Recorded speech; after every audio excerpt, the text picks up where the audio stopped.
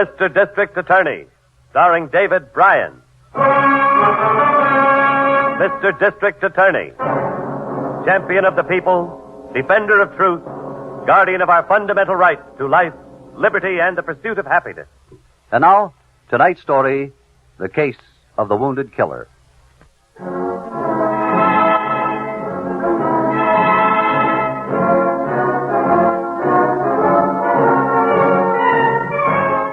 And now, here is our star, David Bryan, as Paul Garrett, Mr. District Attorney.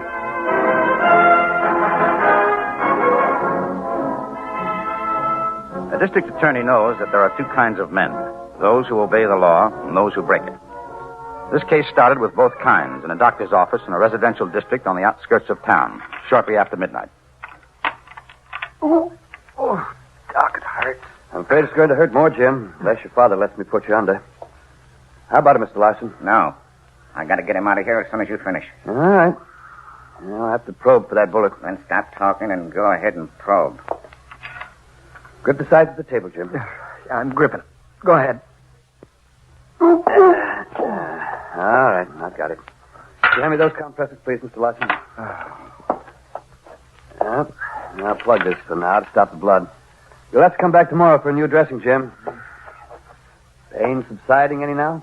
Yeah, it's a little better. Mm-hmm. All right. Push that roll of tape over here. Sorry we had to get you out of bed, Doctor. Yeah, that's what I'm here for. Now then, I'll give you a shot of penicillin to combat infection. Yeah. You better have a shot a day for the next 3 days to play safe, Jim. And stay off that leg. All right. You can help me get dressed, Mr. Larson. Okay.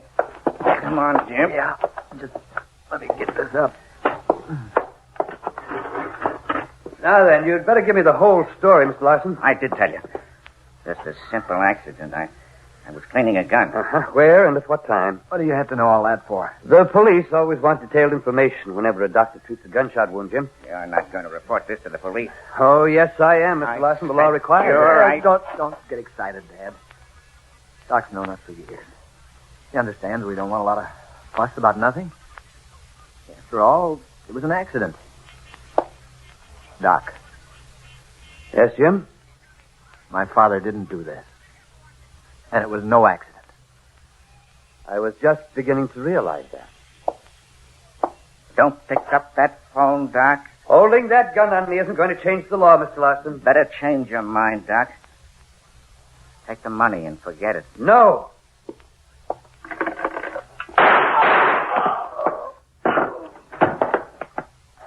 You better make sure he's dead. He's dead, all right. We might as well be wanted for 2 killings as 1. I'd have found out about the stockyard guard if I let him make that call. We better get out of here. Yeah, we're going to have to take care of that leg ourselves. We can't risk going to another doctor. Here, put your arm around me. All right. Go ahead.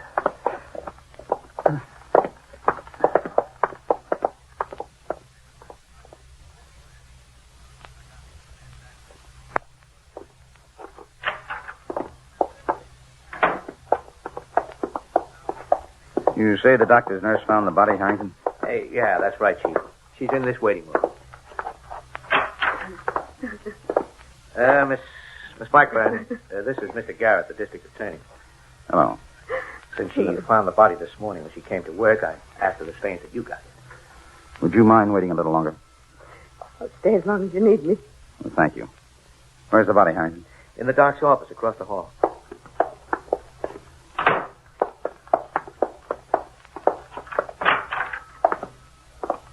I've been keeping the office closed off. Nobody's been in here but the lab crew. Now, how about the medical examiner? He's on his way.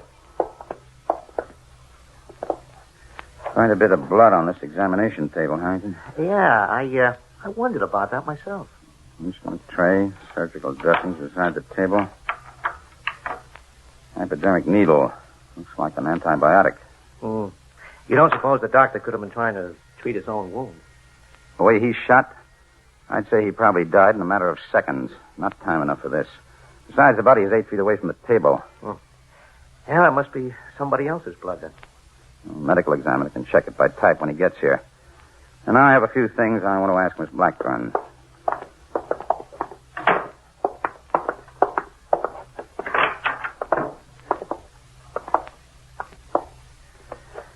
We can use some help from you now, Miss Blackburn. I'll tell you anything I can. Will you come across the hall to the office for a moment, please?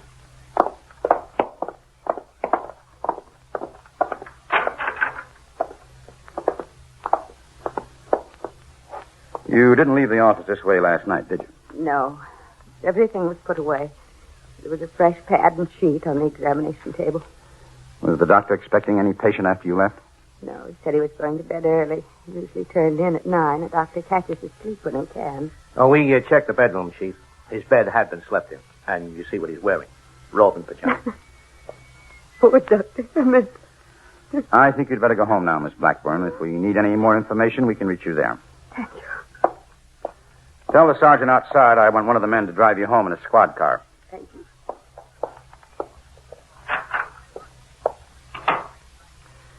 Well, that settles one thing, Harrington. Dr. Emmett treated an unexpected patient last night. Somebody who got him out of bed, accepted his help, and then killed him. Yeah, but why? Well, there's only one reason I can think of. To keep him from calling the police. Look at the instruments that we used. Yeah, a probe. He'd use that digging for a bullet.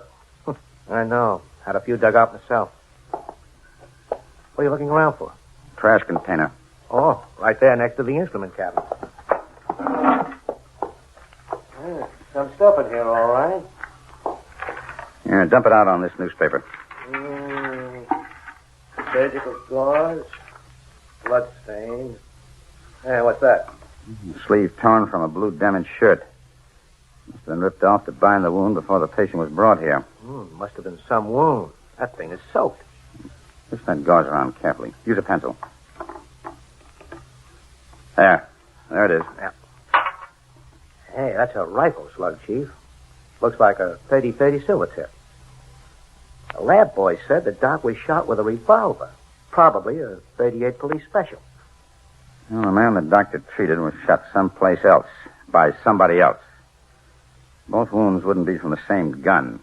You mean the fellow we're after was in a gunfight before he came here? Well, that's the way it shapes up, Harrington. Losing all that blood, he couldn't have come far alone. Chances are he had somebody with him, helping him. Yeah, that means we've got 2 men to look for. Yes. The medical examiner will be able to supply us with the wounded man's blood type. I'm going to send this rifle slug and whatever he digs out of the doctor through ballistics. While we're back at the office waiting for it, I want to check on something else. What? Every police report involving gunplay that took place within 100 miles of this city last night.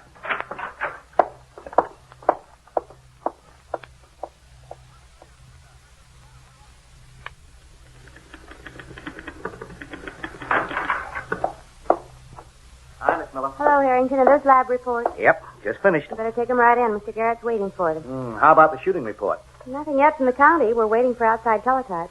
Masterson will bring them up as soon as he gets anything. Okay. Lab reports, Chief. The man the doctor treated was blood type A. How about the ballistics? The slug we found in the container was a 30-30 silver tip, all right? And the lab was right about the gun that killed Dr. Emmett. 38 police special. Any distinctive markings on the bullets? Plenty. They said they'll have no trouble matching them up with the guns they came from, if we find the guns. And we'll find them all right. Get the... Mr. Garrett, Yes, Miss Miller. this just came in on the teletype. It's from David Corkin, the district attorney of Roebling County. Oh. And what is it, Chief? The shooting happened early last night. The guard from the stockyards near their railroad terminal was shot and killed. The body was found less than an hour ago in a cattle pen. Roebling County Stockyards. Yeah, it's 70 miles from here. Think it could tie in with our case? Get a car, and we're going to find out. Have Radio Division contact the Roebling County Sheriff's Office, Miss Miller. Ask them to notify Dave Corcoran that I'm on my way up to meet him. Yes, sir.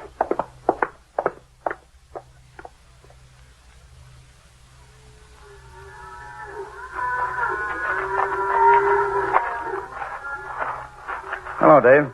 Oh, hello, Paul. Good to see you. You know my assistant, Harrington. Yeah, sure. Glad to see you again, Mr. Corcoran. What about this killing, Dave? Well, this man was a special guard. Cattle are unloaded at this terminal when they come in from the shippers. Quite a few head have been stolen in the past couple of months. I see. That's why the dead man was hired, to try and stop it. Incidentally, what's your interest in the case? Oh, both of us may be after the same killer. A doctor in my county was murdered last night after treating a gunshot wound. Do you know the caliber of the gun that killed the guard? Yes. It was a 38 police special. That fits, Chief. A lot of 38 police specials in circulation. We can have the slugs matched by ballistics to make sure, but we won't have to wait that long to be pretty certain if we can tie in one other thing. What? What kind of a weapon was your guard armed with? A rifle.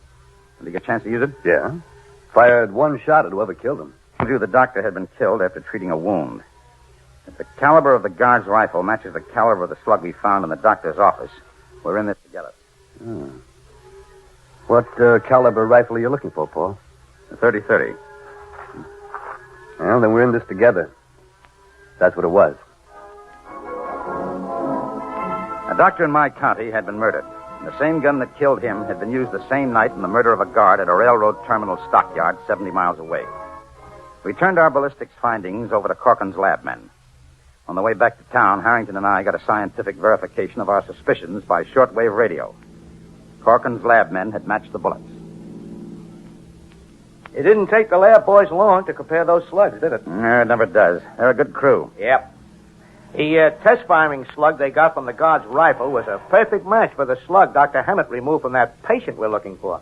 We're not only looking for him, we're going to find him, and whoever was with him. Yeah, and something else.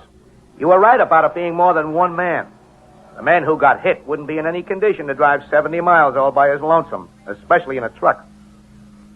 70 miles to get to a doctor. Yeah, pretty long haul with a bad wound. Yes, and it answers a question I've had in mind. I wonder why they didn't tie the doctor up and leave him instead of killing him. That would have given him time to get away before he could make a report to the police. What are you figuring, Chief? They had to kill Dr. Hammett to avoid positive identification. Because they knew him, and he knew them. No, I don't follow you on that. Now, look, Harrington. Dr. Hammett's house is in the suburbs, and on a side street away from the direct routes into the city center. Uh-huh. It wouldn't be easy to locate in the middle of the night unless you knew just where it was. Not only that, the killers passed through another city and a half a dozen small towns to get there.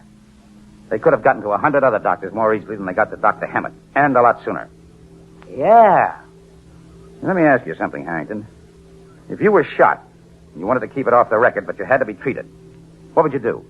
Well, I'd go to my own family doctor, of course, and hope that I could talk him out of making a report. I see what you mean now. The men we're after must live in or near the area of Dr. Hammett's office. Yes. And we can narrow it quite a bit more than that. How? They were stealing cattle. Yeah? Would you know what to do with stolen cattle? Where would you take them? What use would they be to you? Well, none unless I... Go ahead. Well, unless I happen to be a butcher or a meat wholesaler. Somebody in the meat business. Right. And those are the people we're going to check.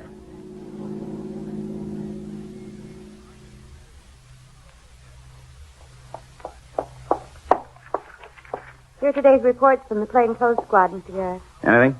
No, they've checked every possible place, even places where hides are sold after slaughtering. There's no trace of the hide brands Mr. Corcoran gave us from previous cattle thefts. Well, none that aren't accounted for by regular shipment, I mean. Nothing from the doctors either. No? The man we're after had a very bad wound. He's taking a big chance if he isn't having it dressed and cared for. He's taking a bigger chance by going to another doctor the way we've canvassed them. Yes, I guess you're right. Hi, Miss Miller. Hi. Hi, Chief. I'm beat. I've been in and out of so many cold storage boxes in the last 2 days, my blood is beginning to wonder if I'm a snowman. No luck? Nothing but government-inspected meat, all sealed and stamped. Another day, and I'll be ready for a hook myself.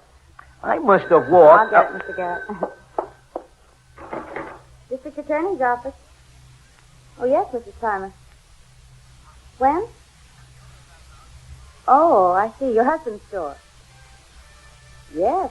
Might very well be. I'll tell him right away. Thank you. It was Mrs. Primer, Mr. Garrett. She's a policewoman in the juvenile squad. Yeah? Her husband's a druggist. Works at the all-night pharmacy at Sutton and Ninth from midnight until 8. He had some trouble with a customer last night. What kind of trouble? Man came in and bought a vial of penicillin, and then he wanted a hypodermic needle for administering it.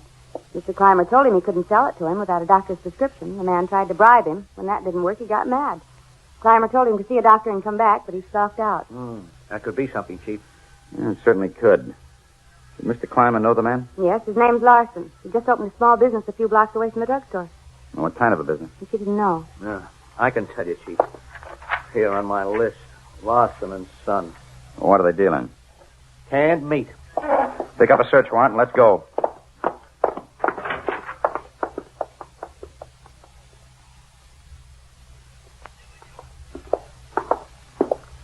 Well, we're not going to be able to identify any of this stuff, Chief. Not without the hides. I know. You tell Jeff to notify the Merchants Protection Service that we're in here on a warrant? Yeah. The door shaker will know about it when he makes his rounds. He's been instructed not to notify the lot. Good. Well, what's out back? Oh, small cattle pen. Nothing in it, though. I looked over the fence when we were coming around the place. Now, let's go out and make sure.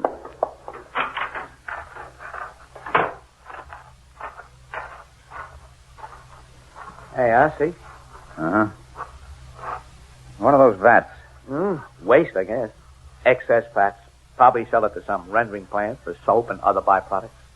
Let's go back into the plant office. See if we can find their home address. I'll give you 10 to 1. I can tell you what neighborhood it will be in. I'll make it 20. If you pick any neighborhood but Dr. Hammett's.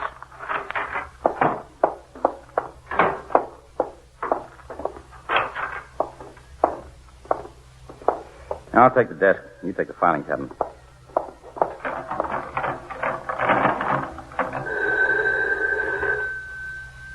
Who'd be calling here now? You think Larson is wise? Might be for us. Hello? Mr. Garrett? Oh, yes, Miss Miller. What is it? I thought I'd better call you. A report came through from Burglary Division. It happened 20 minutes ago. What is it? Somebody broke into a drugstore, stole a tray of antibiotics and a hypodermic kit. Thanks. Talk to you later. One of the Larsons must be in bad shape, Harrington. Find that address.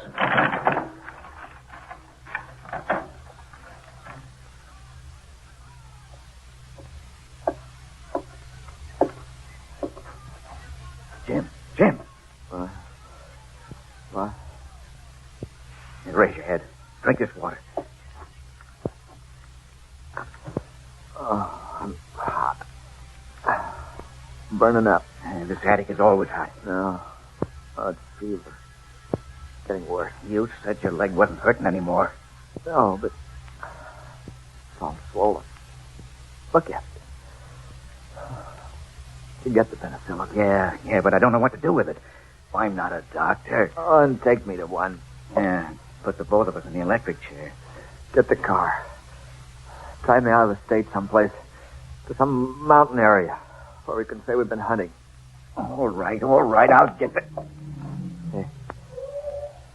There's a car stopping. Yeah, right out front. Here, let me kill that light.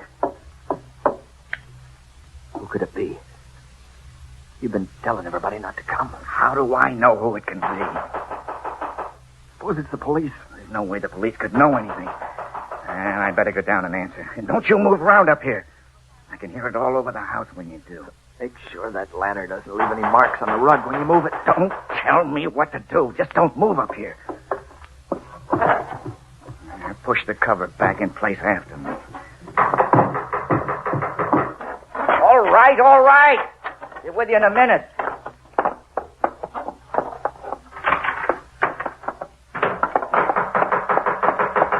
I'm coming. Now, what are you trying to do? Break the door down? From the time it took you to answer, it looked like that was what you wanted us to do. I was busy. Who are you anyway? What do you want? My name is Garrett, Mr. Larson. I'm the district attorney. Mind if we come in? Yes, I mind. In that case, is a warrant. What's this all about? I forgot to answer a parking ticket or something? Or something. You took a long time answering the door. I was fixing the light out in the kitchen. I yelled the first time you knocked. Wait a minute. We didn't hear you the first time. Look, what do you want? Why don't you get to the point? All right. Mr. Larson, do you own a gun? Shotgun. For duck hunting. You want to see it? No, I'd rather see a 38 police special. Never owned one. That's funny. There's a permit for one in your office files. Just before you let us in, I heard a door open and close in here. These are all open archways leading to the other rooms. Well, there's a closet there, Harrington. There's nothing in there. Just a ladder crammed in against everything. Is that what you were putting away? I told you I was fixing a light out in the kitchen, so I used the ladder. Yeah. What about it? Where's your son, Mr. Larson? Out of town. Hey, what do you want the ladder for? To take a look through that attic transom in the corner. There's nothing up there. We'll just take a look anyhow. If your son is up there, Larson, you'd better tell him not to do this the hard way. He isn't there, I told you. All right, Harrington. Look out! Keith, get out of his line. Did he hit you? No. I'll hit him if he tries to come up again. I'll kill him. Move out to the room where I can see you. You can't get out of that attic, and you know it. No, but I can blow the head off anybody who tries to come up after me. I'll see them before they see me. We don't have to come up to take you, mister. We can rake every foot of the attic with gunfire.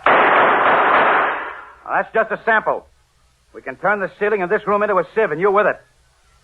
You'd better get down here with your father while you've still got a chance. Come on down, Jim. Come down or they'll kill you. Well, how about it? All right. But my leg's pretty bad. You'll have to help me. Just to keep it friendly. Open that transom all the way and throw your gun down first. All right. All right, Harrington. Come on. Slide down. Grab my shoulder. Be careful, my leg. Nothing's been done for it for 3 days. What do you want? Sympathy? I wish you had this instead of me. Yeah, I did. There's one thing you could count on. I wouldn't kill the man who could fix it for me. As it is, we're going to do more for you than you did for him. What? Call an ambulance. Jim Larson did not live long enough to be brought to trial. The neglected leg wound resulted in gangrene infection, and he died in prison hospital. His father, Robert Larson, was tried and convicted on a charge of murder in the first degree. The death sentence was mandatory.